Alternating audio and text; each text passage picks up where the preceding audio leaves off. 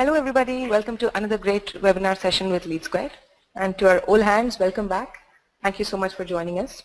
So let me tell you a secret, okay? I don't like meetings much. You know, every meeting we get together, we discuss things, and there's always this metrics that people focus on, and I find it very difficult to understand. So as fellow marketers, I'm sure you'll also be wondering the same thing. What metrics to focus on? What to do about it? Why is it that these results I'm getting, do they matter at all? So that's why for this webinar we thought we could talk about the importance of metrics-driven marketing and the importance of metrics in marketing.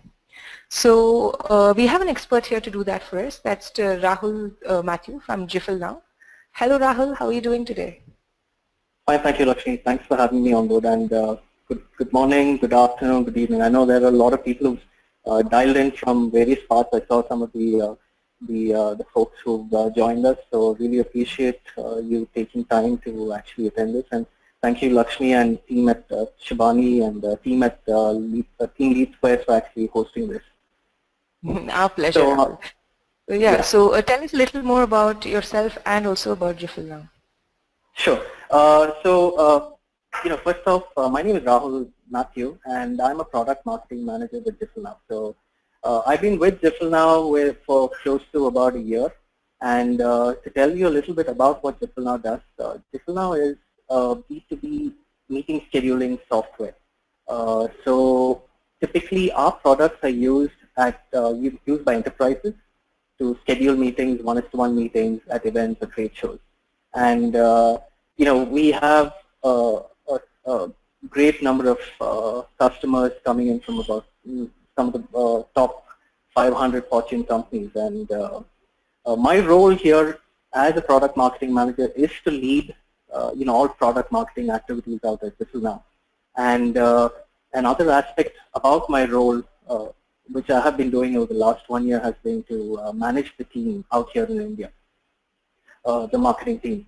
And the reason why I chose this topic was that I found that Jiffle Now is a company that's very metrics driven, and it's not just the sales or the sales teams or the finance team that focus on the metrics, but we have a mandate from the from the CEO to ensure that every team is responsible to some metrics, and that's what we as a company do. So at Jiffle Now, our marketing is very metrics driven, and in fact, if you look at how we take metrics on a day-to-day basis, we in fact end up reporting our daily metrics almost every day, seeing how our traffic is, reporting it on our huddles or 15-minute meetings that we have, and that means that we are taking utmost care to understand what is the meaning of some of these metrics.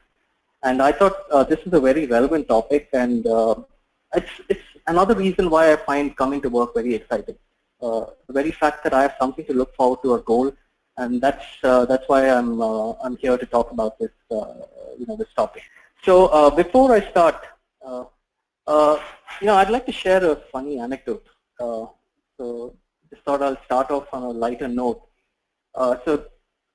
There was one of our engineers actually who walked by. So one day I was sitting at work late night working on a deck, and one of these engineers actually walked by, and he asked me, "Hey, how are we doing on sales?"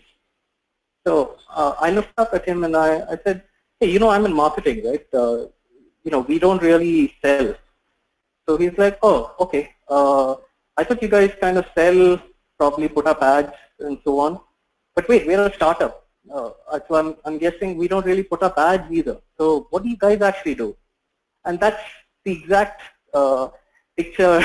When I saw this this cartoon strip, Dilbert strip, and this is the exact picture that came into mind. So when you ask non-marketers what we typically do, most of the times you'll end up hearing is that we're the ones that focus on the more creative things like doing ads, videos, creating videos, doing fancy email campaigns, what have you, right? While we certainly do most of these things and they're important part of our responsibilities, there's also a lot more to marketing than just people might think, right? And I'm sure most of you would agree with what I have to say. Ultimately, of course, a marketer's role is to ensure that he or she is communicating to the prospects or customers the right message, and also doing so in a way that enables us to deliver positive return on investment, and also ends up driving a lot of those sales, right? So if we weren't actually doing that, then these were probably some of the reactions that we as marketing would have to return on investment or profitability. So just a simple, another couple of clips that I have which talk about what we'd be doing if we didn't really have metrics, right, to justify some of our spend. So one of the important questions that you need to ask, that we ask at this session is, why can't marketing afford to ignore metrics, right? So back in the old days, when marketing, back in those days, if a marketing person was actually discussing with the CEO about, you'd probably be discussing about the color of the logo or your advertising budget and whatnot, right? And that's how marketing rolled typically. But gone are those days, right? For instance, you can't really walk up to your investors or to your CEO and say that, hey, you know what, these are the creatives that we have, or these are the eye-catching hoardings that we put up. Because end of the day, investors and CEOs are focused on the numbers and how marketing is impacting the sales pipeline. So it's very important for us to ensure that we have metrics to report to our CEO, because when we have those metrics, and if we do not have those metrics, what's essentially going to happen is that, the very fact that if you have a very good metrics to report, you will see that your marketing budget size increases significantly. Or for that matter, you're able to see how you are able to influence your team. Your team is responsible for influencing the entire organization, right? And last but not least, if you don't have metrics or numbers to show to your CEO, there's a good question why you might be in the job. So for all these reasons, it's very important for us to not just ignore metrics, but use it to our advantage. So if you look at it, metrics, in other words, is the fuel that will power your marketing. So it's absolutely vital that we do not neglect, we take care to actually dwell deeper into the actual metrics and see how we can energize or try to improve our sales pipeline. So, before we go on to what are the most important metrics to measure in a marketing organization, it's important to talk about the importance of the metrics, right? So, you may be a marketer who's maybe at the entry level, you just started off your marketing career, or you might be the CMO of the organization. For all these people, anyone who's actually skilled at using data or metrics, it is an absolutely powerful source that you have and you can leverage. So having data by your side will ensure that you can make the smart decisions towards your marketing and also suggest fast changes whenever necessary. And it's not just about making those quick changes, but also about finding opportunities for different marketing channels. And frankly speaking, who wouldn't like to have something like that, right? So quite often, however, even good marketers in the business, they do short marketing of metrics. If you have your traffic and leads, those are things that you are already doing. But beyond all that, there's a substantial world where you can actually go ahead and penetrate and look deeper and see, beyond those simple measurements, right? So, for instance, if you were to go much deeper into your data and see how certain marketing components are working together, and also to learn, how you can improve it and make your marketing campaign that much more effective. So, metrics are those things which actually help you improve on those areas where you have been lagging behind. And by doing so, you can also prevent some serious pitfalls, right? So those are the reasons why metrics in marketing is absolutely essential.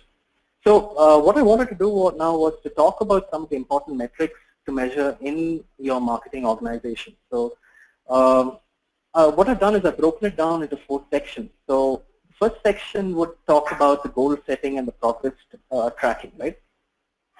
If you were to look at, when we talk about goal setting and progress tracking, it's absolutely important that we set goals. Because as I was telling you, I come to my office every day with a goal, and that's what keeps me excited about coming here. The very fact that I can look into the goals and see whether we're achieving it, whether in what level we are progressing, all those aspects are important. So when you think about it, goal setting and progress tracking is absolutely essential. So there are 3 sections that I wanted to talk about. So first being the leads waterfall, right? So this is the metric which helps you track how many leads you have coming into your marketing funnel. And you need to ensure that you are on track with the lead goal that you have set. So that means you need to set your goals for the leads and ensure that you're tracking them on a daily basis, and ensure that you have a constant supply of leads coming into your marketing funnel. The second aspect being the traffic waterfall. The traffic waterfall talks about ensuring that you have a significant amount of traffic. It's a metric where you measure whether you have significant amount of traffic coming into your website. And this is something which you could probably set on a monthly basis, on a monthly traffic goals. And if you're falling short, for instance, if you feel that your website is not driving in that much more traffic, what you need to do is probably come up with more compelling content, write some blogs, and try to come up with white papers and see how you can try to drive more traffic with your website. The third metric being the average lead close rate. Now, of course, as I said, bringing in leads is very important to your organization. But are you bringing in quality leads? Are those leads actually getting converted, closed? Those are absolutely vital. You may be bringing in leads, but if they aren't really adding value, then those are questions that you need to. Those are things that you need to track on a daily basis. So the average lead close rate will tell you whether the leads that you're bringing in are of a substantially high quality, right? So that said, these are some of the things that, and of course, these are things which I just listed out, but there can be a number of them, a number of other goals that you could set for your marketing organization. Another very important section is talking about the channel effectiveness. Now, today, as you know it, we have a number of sources, channel sources, right, for bringing in your leads. So social media, SEO, paid search, email campaigns, and all of these are valid channels that we use. And there are so many more channels that are coming in into the foray, right? So when you would look at channels, each channel will have a way that you need to approach it. So for instance, you need to start tracking, you need to have a goal for each channel. So some channels may work well for you, some may not. Again, it all depends on the industry that you work in. If you're in a B2C industry, maybe you can expect a lot more social leads coming in. If you're probably going to see a lot more from, let's say, your white papers that you write, and also through your organic searches and so on. So ensuring that you have a month-to-date goal per channel is absolutely vital.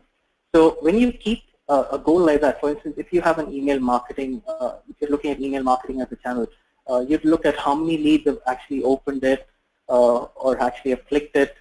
And for instance, if you're expecting 100 leads via social media, what are the steps that you're taking to ensure that your leads through social media, Facebook, LinkedIn, Twitter, are actually materializing into high quality leads? The second aspect that I wanted to talk about was the close rate per channel. Now, as I was saying, each channel can perform at a certain, at a certain efficiency, right? So you can expect a certain output from each of the channels. So again, this is something which is going to entirely depend on, the industry you work in, the business that you are that you're currently involved in. So it's absolutely important to have different close rates for the channel depending on which industry you're working in. So that's something which will help you if you feel that email, if you're in our case, if we are a B2B marketing, B2B industry, we cater to B2B industry. So a lot of it comes through our email campaigns, website, white papers, and our blogs, right? So those are some of our big drivers of leads, and it's important for us to have very high, ensure that these channels are giving us a very good close rate. So analyzing all of that helps us in the long run. Now, the last but not least, paid versus organic leads. Now, I don't need to talk to most of you about what paid leads are and organic. Again, this is something which depends on the kind of company you are, right? So, for instance, if you are already an established company, let's say, if for example, if you're a Cisco, you don't really have to worry about paid searches. If you're in the networking business and if you're a company like Cisco, you may not really want to worry about having a paid campaign for network, routers and so on. Again, if you are a small startup, there are certain keywords that you've not really maximized on, and you've not really built up an organic search for that, right? So in that case, what you need to do is kind of have that mix, maybe have a 60% paid campaign and have an organic, a 40% organic, while your organic search builds up. So your SEO builds up on that. So that's something that you may want to consider. So that covers our channel effectiveness. Lakshmi, do we have any questions in between? I don't want to seem like I'm, yeah. Yeah, so we don't have any questions as of now. I mean, okay, right, okay. We just have Nivedhan Kanakraju wants to ask you, what is the percentage close rate for social media marketing from a B2B marketing perspective? Okay, so when you look at from a B2B perspective, if you were to look at social media, I think when I look at Digital Now, a lot of our leads actually end up coming in from let's say LinkedIn. That's where we would like to see a lot more of our leads coming in, because a lot of our audiences are in the B2B marketers and the B2B salespeople, and these people reside on the LinkedIn. So if you were to look at a percentage, and for that matter, if you look at Facebook, I mean, we have probably very minimal, or probably nearly 5 to 10% of our leads coming in from Facebook. So I would say, again, in the social space, you need to kind of look at what channels in social you're talking about. So you could expect a lot more from Twitter and from LinkedIn. So I would say about you should look at a close rate of at least 15 to 20%. That's what I would say. Yeah. Okay. There's one more question from Sumit. Sure. What is the average timelines to review each channel effectiveness to have good efficiency over productivity? So ideally, I would say that what you need to do is constantly track it, right? So for instance, if you're a startup, and for instance, if you're doing it the very first time, there are many things that you may not know at the first time. So constantly tracking it, having a monthly goal, when you see that you need to set a certain target. So for instance, if you set certain targets and then see that you're not achieving it, then you will have to step down a little bit. But I would say that you need to give yourself a year's time to actually see how this is working. You can't, as a startup, you wouldn't really see that, see the kind of results that you want to be seeing when you say go, right?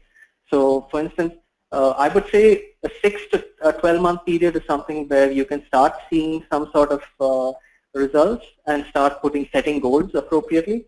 But of course, what I would definitely recommend is that we keep pushing, and the very fact that when we end up pushing ourselves, we end up seeing a lot more results, and at least a definite increase in the kind of close rates for those channels. So yeah, thanks for that. And we do have some questions. Would you like to take one more question now? Is that okay? Sure, sure. Yeah. Yeah. So what are the indicators for B2C closure rates? Indicators. Okay. Indicators for the social, or for any specific channel? I think it is for social, though she's not specified it. I think because we spoke about close rate per channel, right? So I think it is for social. Yeah, yeah.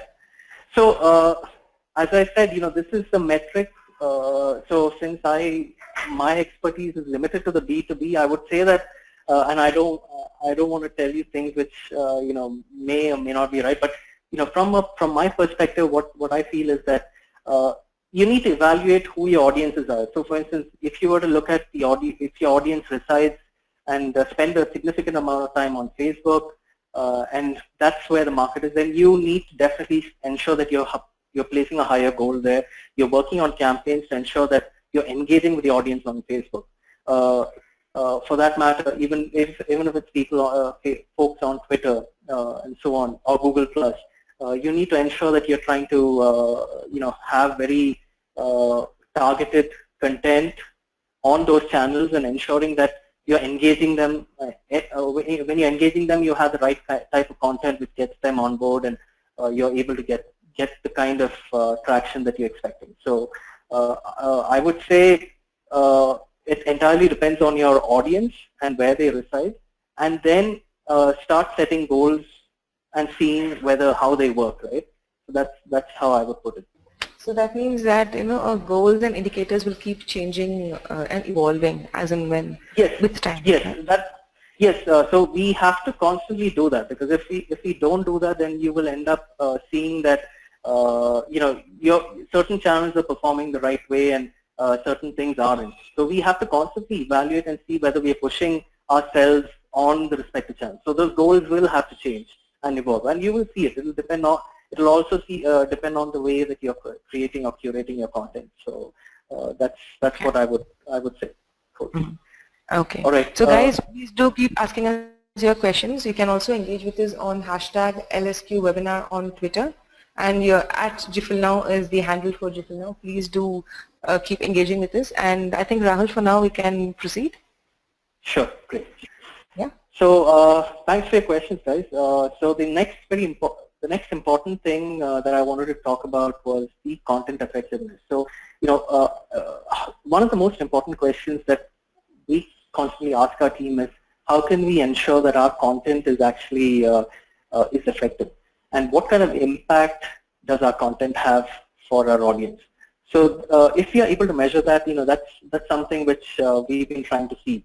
So, whether it's an impact on your blog post or the ebook or your white paper,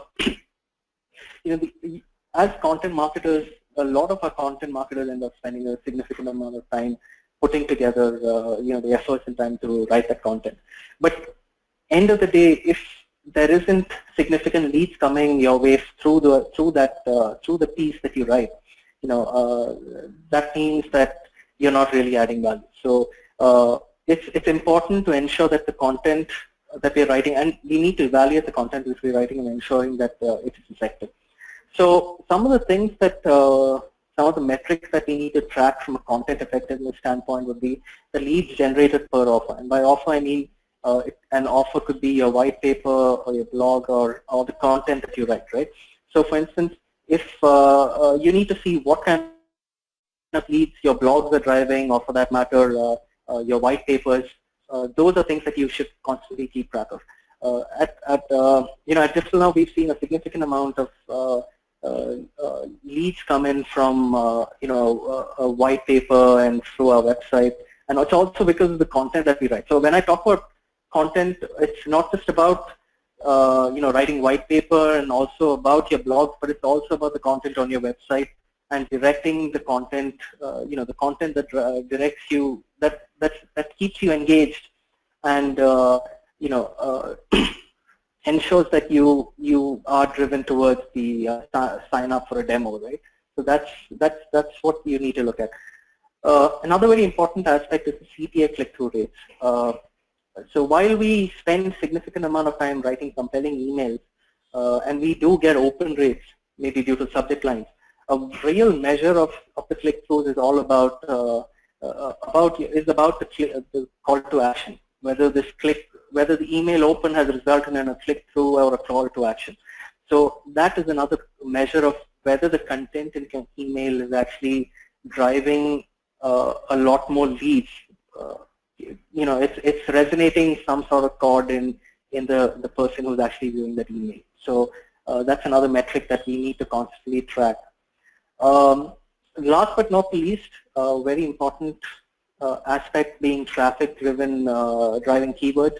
Now, while it's important to, as I was saying, write content, it's also about writing content around some of the top search keywords that we have. So, for instance, if you are in Differentnow's case, we are a B2B meeting scheduling software. We want to be listed up on the top searches for B2B meeting scheduling, and that's what we strive to do. And we need to start writing or curating content around those keywords, and having a very strong SEO team help you,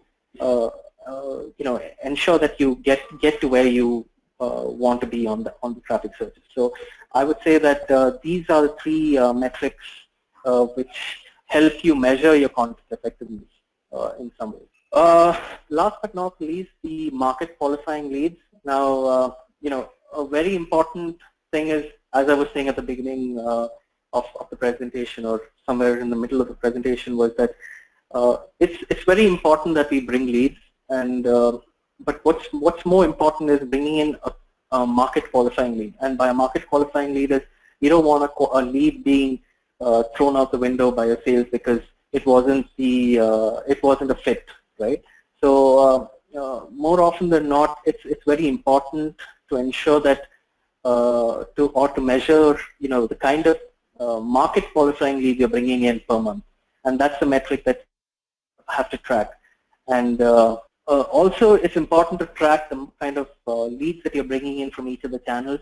So as I said, some channels will definitely display a significant increase, and we need to see, and there'll be some which are underperforming. So it's important to evaluate each of those channels and ensure that we're working to get market qualifying leads from those channels. So that's on that metric front.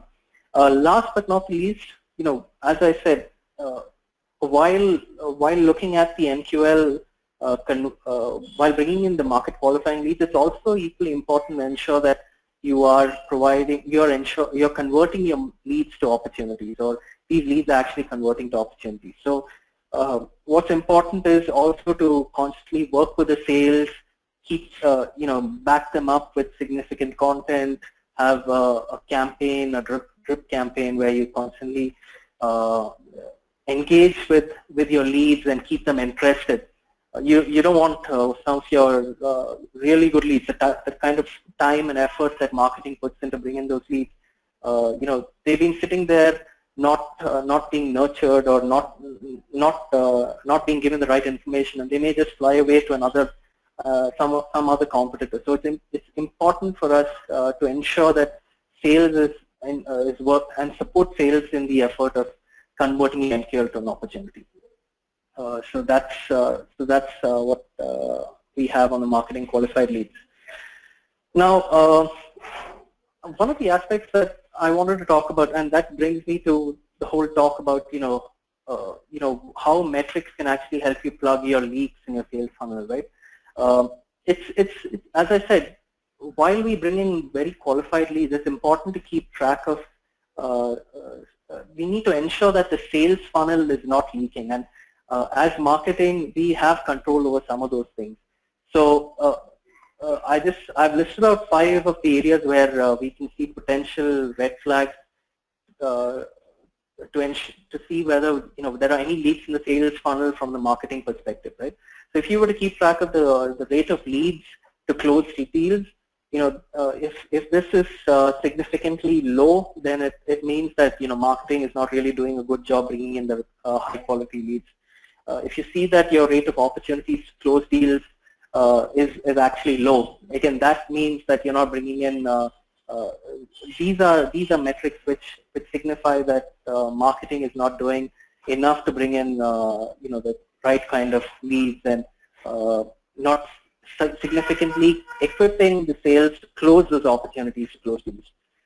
So it's important or vital as a marketing team to constantly support your sales team in the endeavor to close these deals faster. If you were to talk about pipeline coverage, if your pipeline coverage is too low for your sales team to meet their quota, then that means that, again, you're not bringing in significant amount of leads. So that means that your pipeline is getting dry and it's time to find more leads. Again, if you have a higher amount of stalled opportunities, what this means is that, or for that matter, a higher amount of leads that have not been followed upon. That means that as marketing, we have the power to constantly be behind sales to actually get them to work on those opportunities and get these closed, and basically ensure that they're following up, providing the right details. Even when you talk about the leads following up, there are certain things that we as marketing can do. For instance, if we were to go ahead and send them constant emails to ensure that the lead is still warm, maybe have a campaign and so on, those would definitely come a long way in plugging those leads in your sales funnel and ensure that when sales is ready to sell, they have a customer who's or a prospect who's willing to listen to them and sign the deal, close the deal soon. Now, before I start with the marketing metrics that really matter to your CEO, I just wanted to say that if you look at marketing, the marketing has completely been made measurable to the fact that so for instance, if you go to your CEO, I think I just lost you there. Rahul, sorry to interrupt, but we kind of lost you. So the audio wasn't very clear. So if you could start from what marketing metrics that matter to your CEO. Okay, great. Can you hear me now? Am I audible? Yeah. Okay. We can. Okay, great. Cool. So as I was saying, if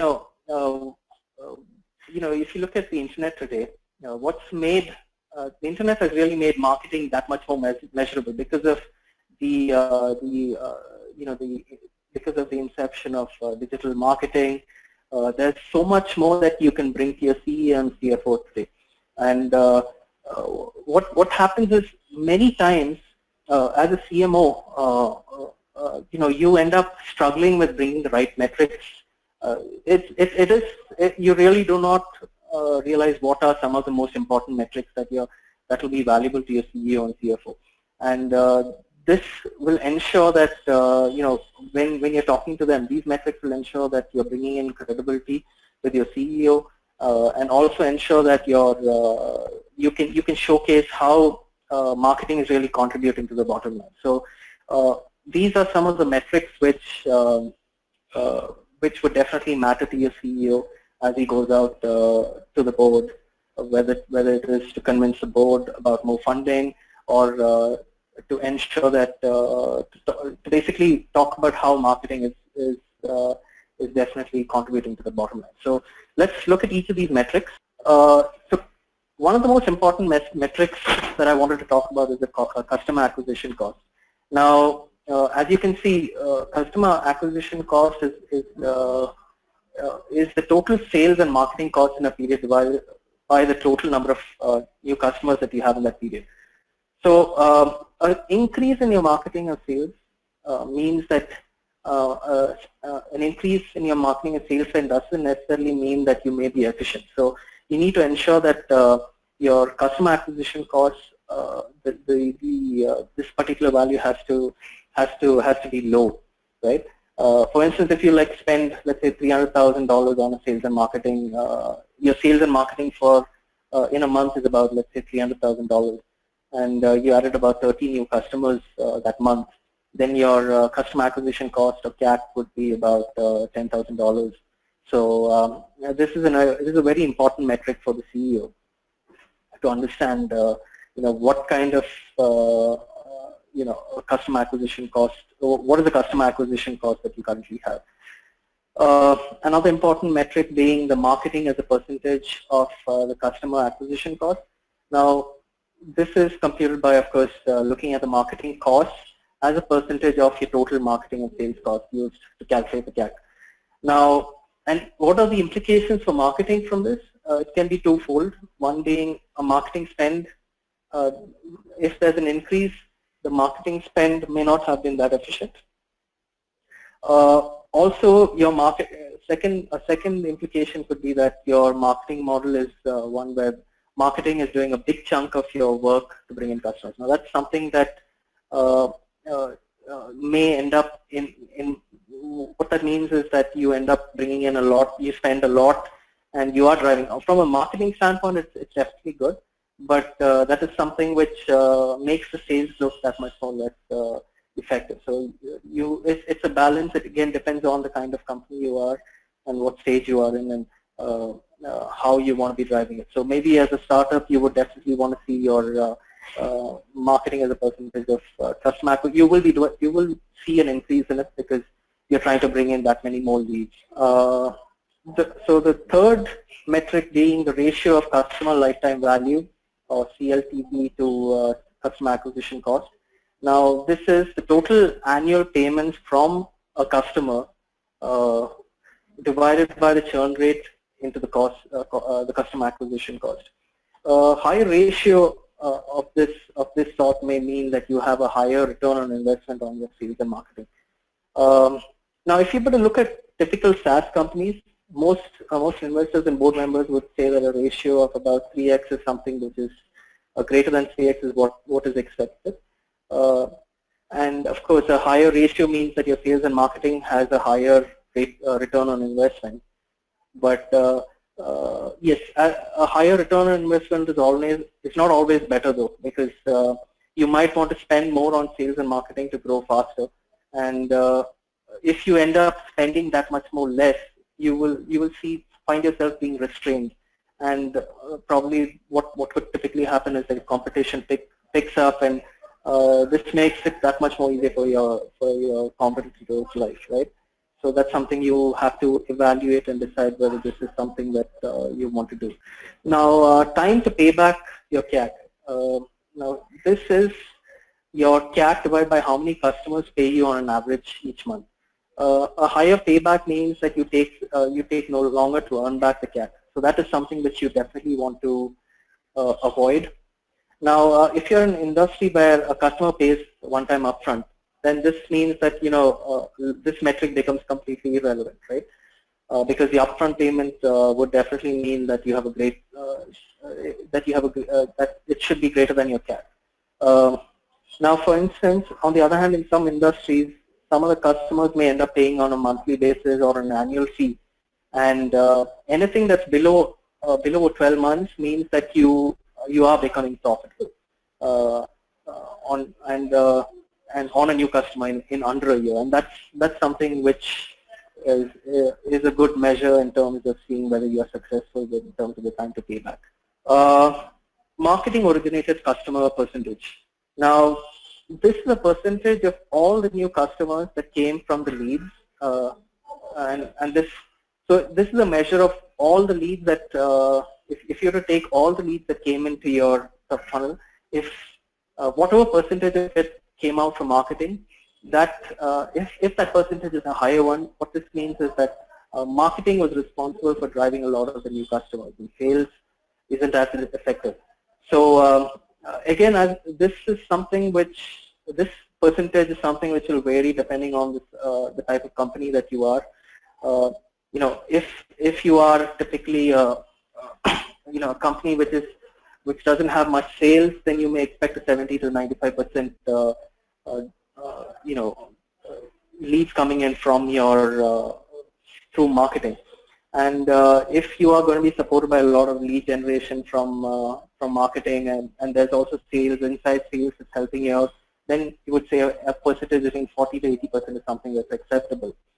And if this percentage may be pretty small for some of the companies that have an outside sales team supported by an inside sales team with cold callers, and this percentage may become 20 to 40%. So you will see a significant amount of your sales driving those leads. So that's how you would look at this metric.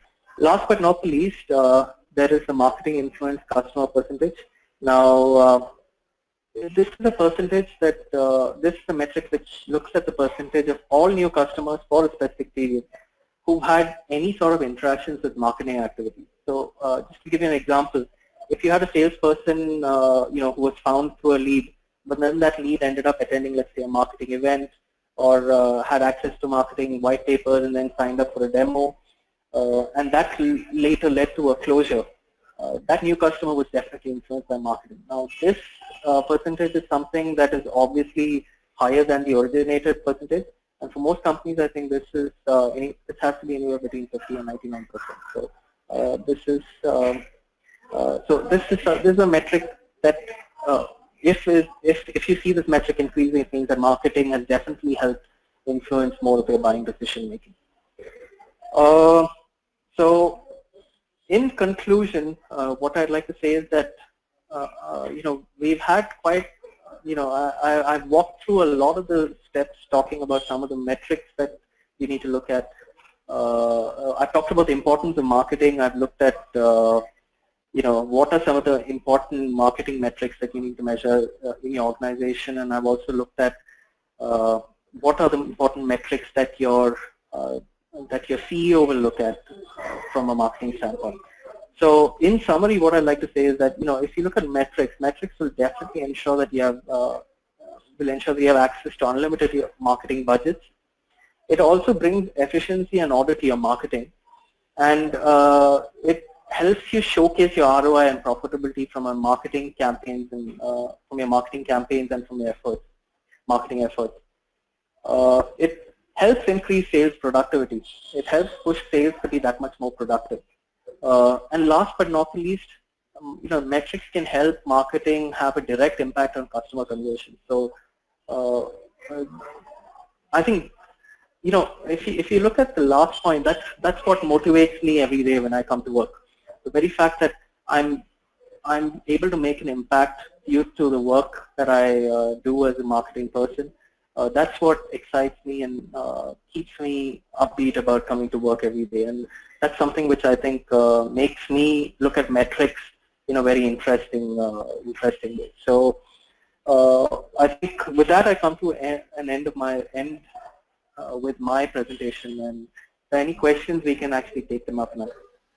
There are tons of questions, Rahul. So okay. Our audience are very, very interested. And before we head into that, I think can you touch upon time to pay back again? Shalka would like to revisit that a bit. Okay, time to pay back, sure. Yeah. So do you want me to walk you through that again, or? Yes, just reiterate certain points so that I think some people missed out on that bit. Okay.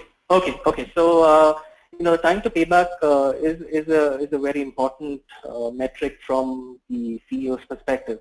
So one of the things that you need to do to measure it is to ensure that you take your CAC and see how many customers are actually paying you each month on an average.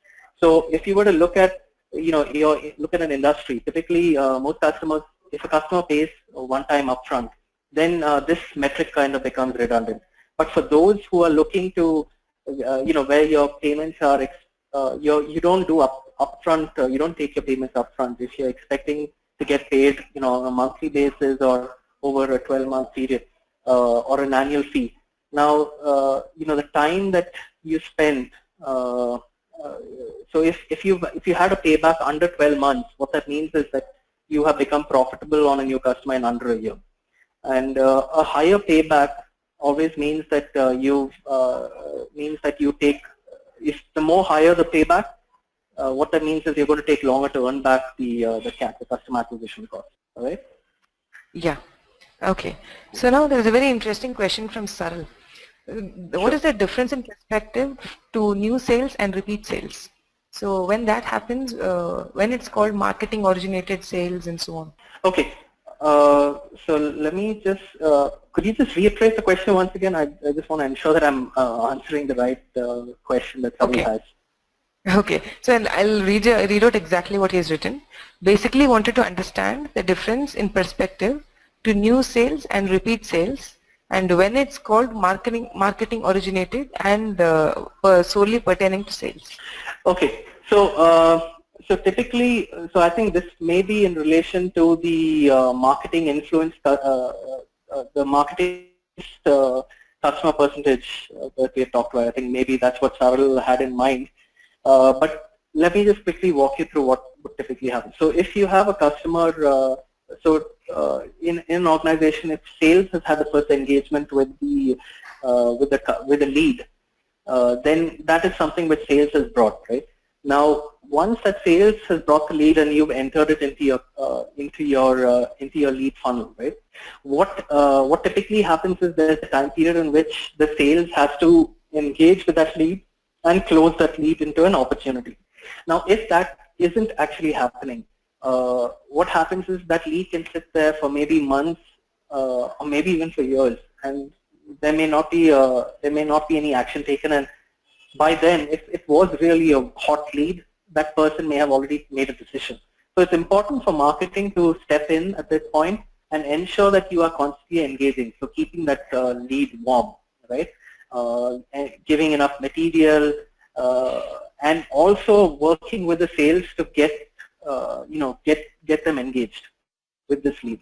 So that is something which you need to do as the marketing team. So I hope that answers your question, Saril.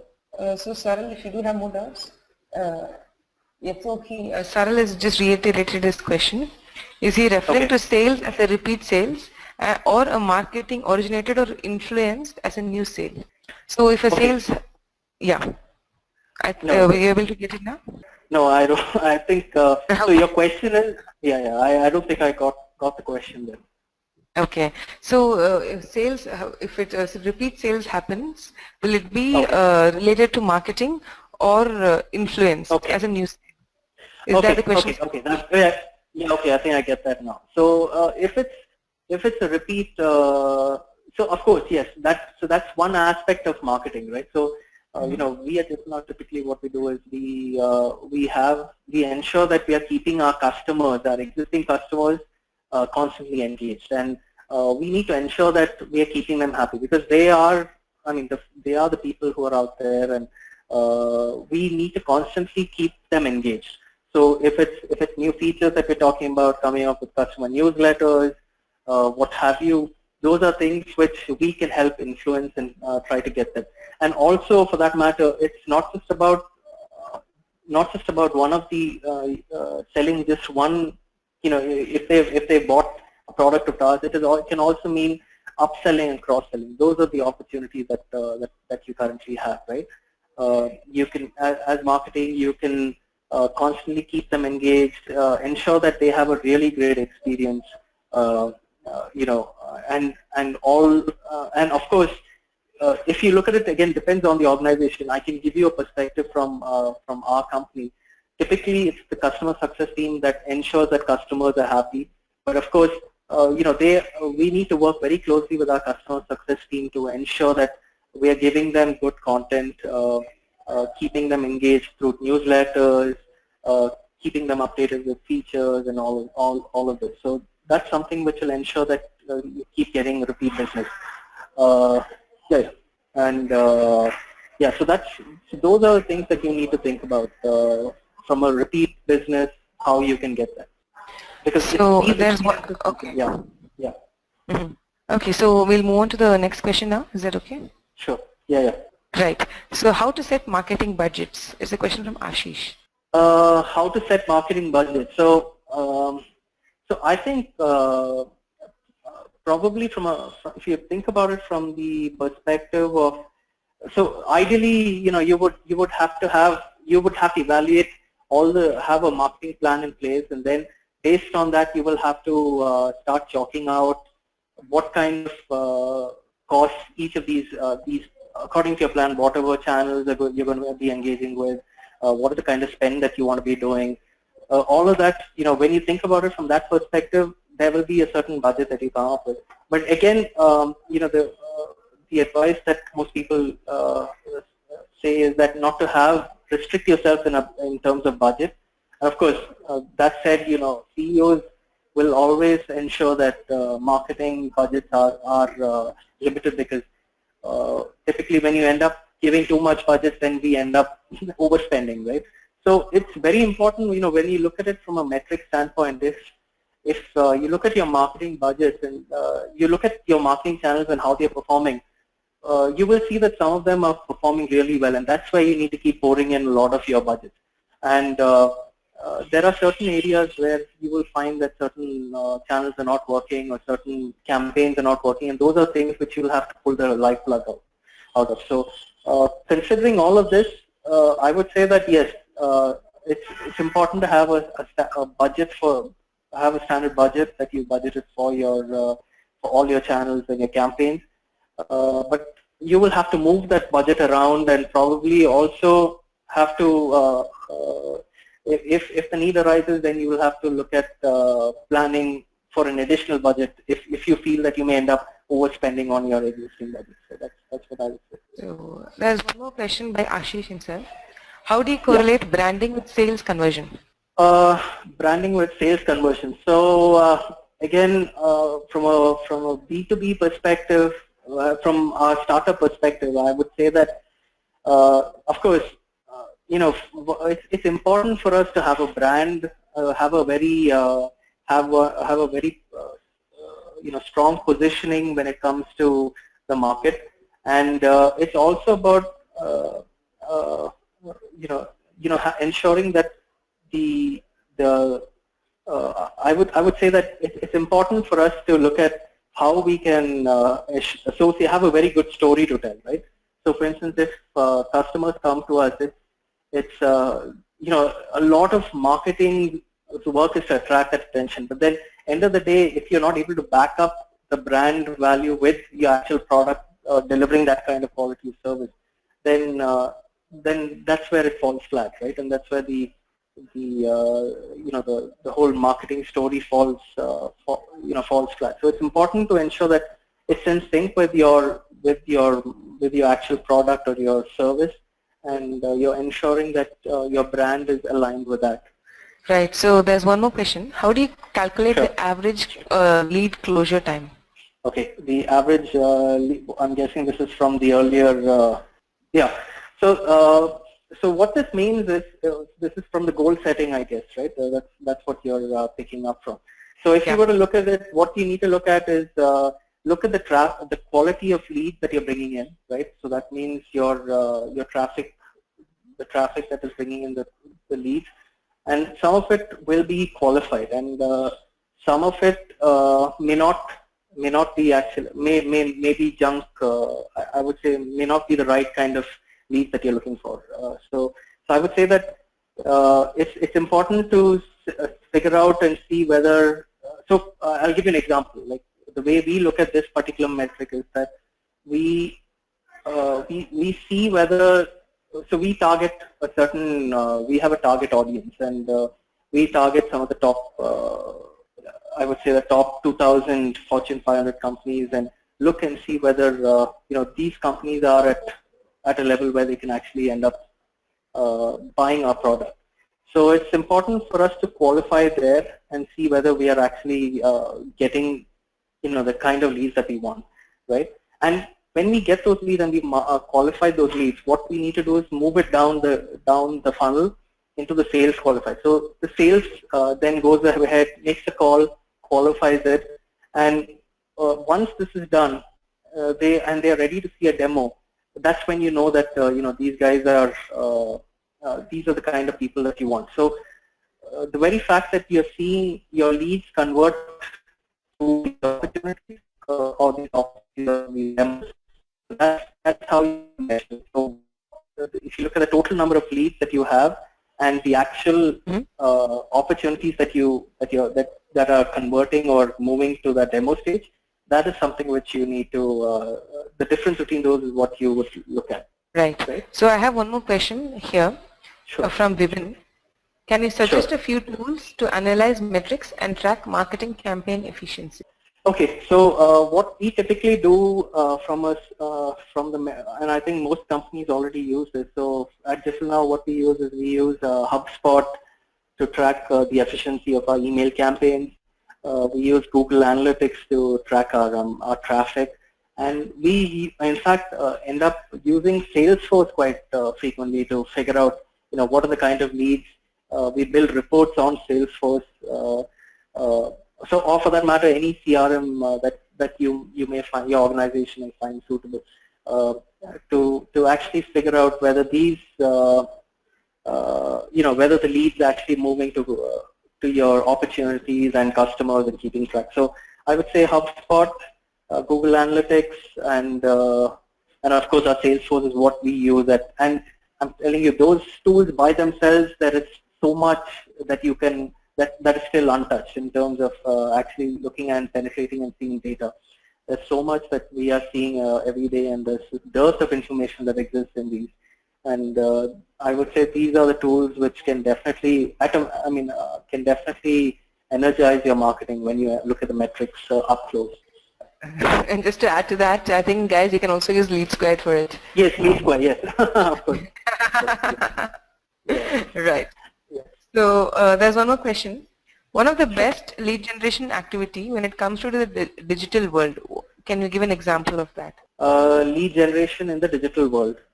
So this is again in the B2C space or B2B space. So again, so lead generation, I think typically, again, what I say is that, there is no, it's not just one channel, because so if you look at it, I may say that, for instance, if I were to create an email campaign, maybe that's the best way to get leads, right?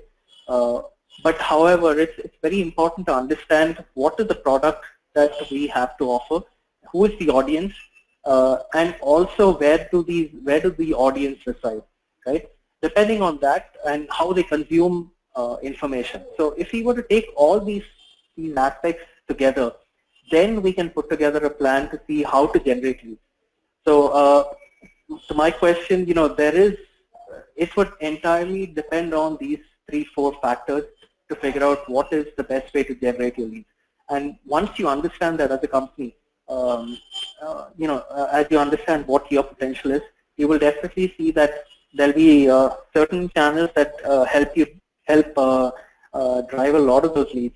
So, for instance, I can give you an example. One of the biggest leads, we are a company where we go to a lot of events, right? So, a lot of our head of marketing, our sales, we go to marketing events and get a lot of leads. And going to these events by themselves is a big way to get a number of leads. Or for that matter, if we end up having let's say a webinar, right? For instance, if we go to some of these events and so on, where we present and talk or have a webinar, or let's say we have a speaker session, that itself can ensure that you're bringing in a lot of leads.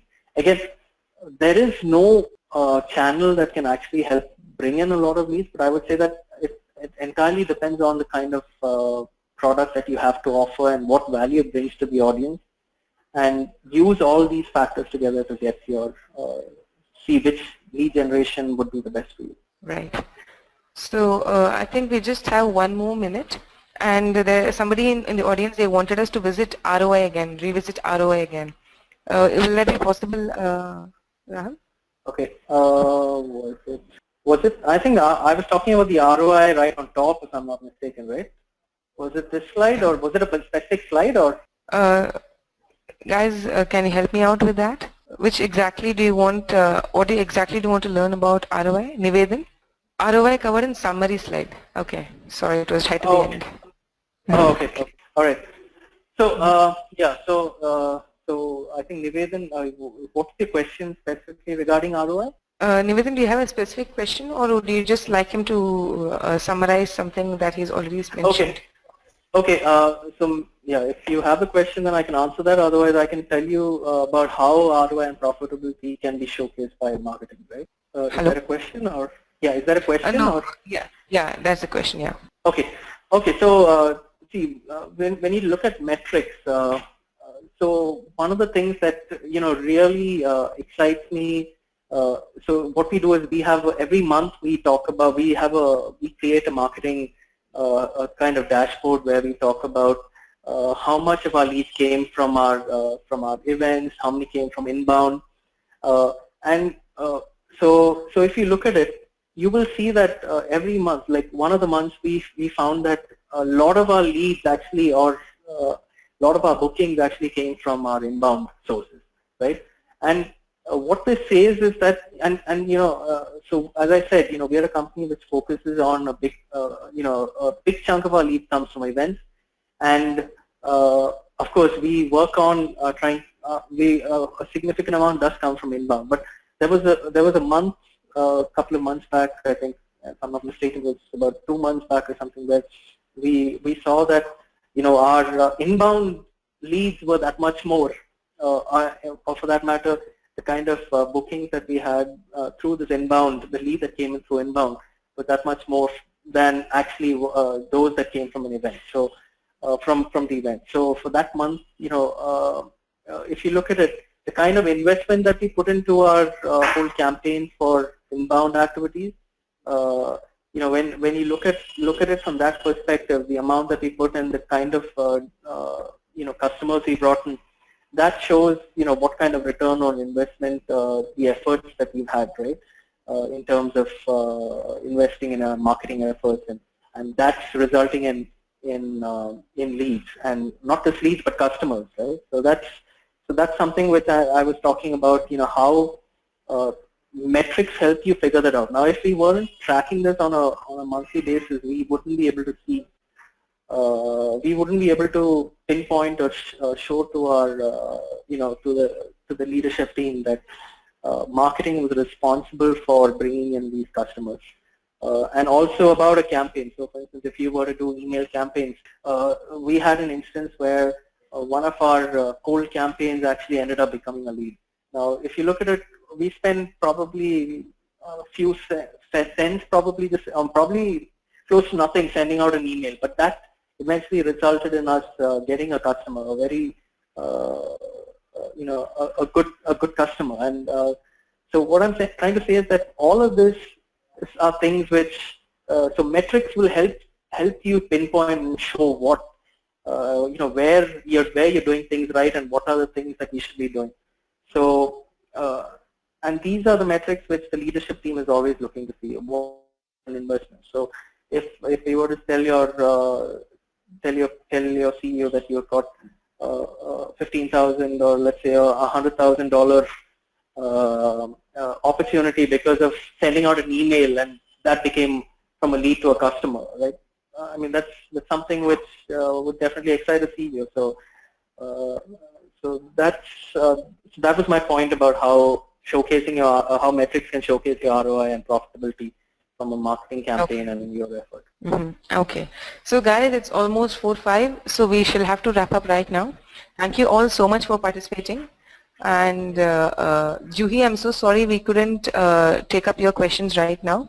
So we shall definitely get in touch with you later. And everybody else, please do keep messaging your questions to us. And Rahul, thank you so much for joining. We had a great session. Thank you. We really enjoyed it. And next time I walk into a meeting, I'm sure it will help us a lot. Thank you, Lakshmi. It was a pleasure presenting. Thank you. Thanks a lot. Thank you, everybody. Okay, thank you, everybody. Yeah, thank you. Bye, Rahul. Bye, guys. See you again for our next webinar. Ta-ta.